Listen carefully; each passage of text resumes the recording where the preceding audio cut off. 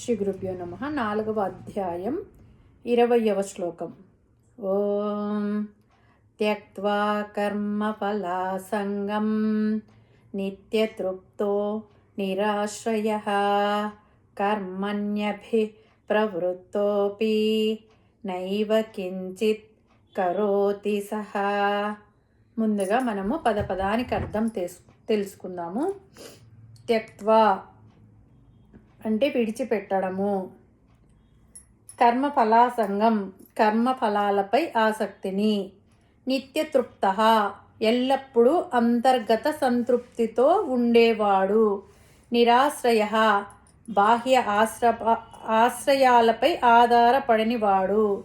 కర్మని అభిప్రవృత్త అపి కర్మలలో పూర్తిగా నిమగ్నుడై ఉన్నప్పటికీ నైవ కించిత్ కరోతి సహా నిజానికి ఏమీ చేయని వాడే అవుతాడు.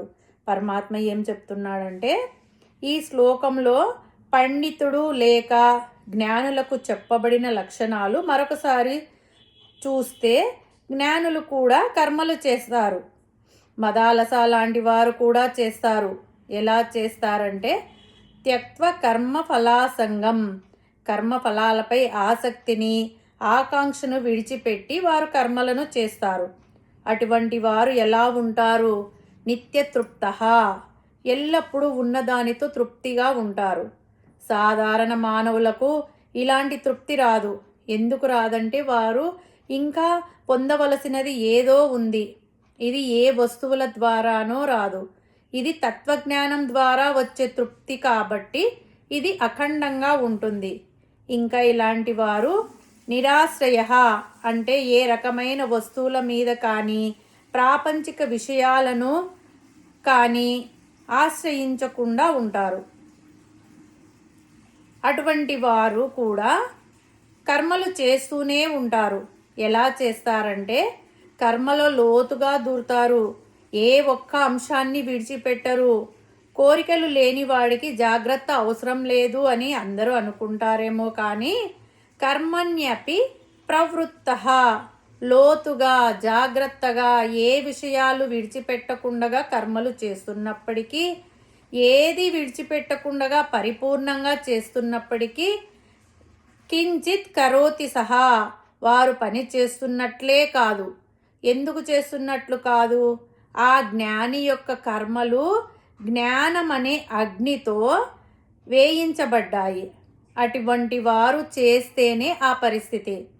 ఈ స్థితిని జీవన్ముక్త స్థితి అని కూడా అంటారు. ఈ స్థితికి చేరుకున్న మానవుడికి ఏ కర్మ చేయవలసిన అవసరం లేదు. ఒకవేళ చేసినా దాని ఫలితాలు, దాని వాసనలు అతనికి అంటవు. ఇంకా వివరంగా చెప్పాలంటే, వారు కూడా కర్మలు చేస్తారు కానీ తాను చేసే కర్మఫలముల మీద ఎటువంటి ఆసక్తి లేకుండా చేస్తారు. తాను చేసే ఏ కర్మ అయినా ఈశ్వరునికి అర్పిస్తారు. దొరికిన దానితో తృప్తిగా జీవిస్తారు. నిరంతరం ఆత్మానందంలో మునిగి తేలుతుంటారు. వారి ఆనందం పరిమితం కాదు, అపరిమితం. అటువంటి ఆనందం ఎల్లప్పుడూ సర్వకాల సర్వావస్థల యందు ఉంటుంది. కానీ బాహ్య వస్తువుల నుండి పొందిన ఆనందంలాగా ఈరోజు ఉండి రేపు పోయేది కాదు. ఇటువంటి వారు దేనిని ఆశ్రయించుకొని ఉండరు. స్వతంత్రంగా ఉంటారు. బయట ప్రపంచంలో దొరికే ఏ వస్తువులను కోరుకోరు. ఏ వస్తువు మీద ఆధారపడరు. ఏమీ లేకపోయినా వారు ఎల్లప్పుడూ ఆత్మస్వరూపాన్ని ఆశ్రయించుకొని ఉంటారు. అటువంటి వాడు ఎన్ని కర్మలు చేసినా చేయనట్లే ఉంటాడు. ఇంతకుముందు శ్లోకంలో చెప్పిన కర్మ యందు అకర్మను చూడడం అంటే ఇదే. ఇటువంటి వారు సన్యాసులే కానక్కర్లేదు.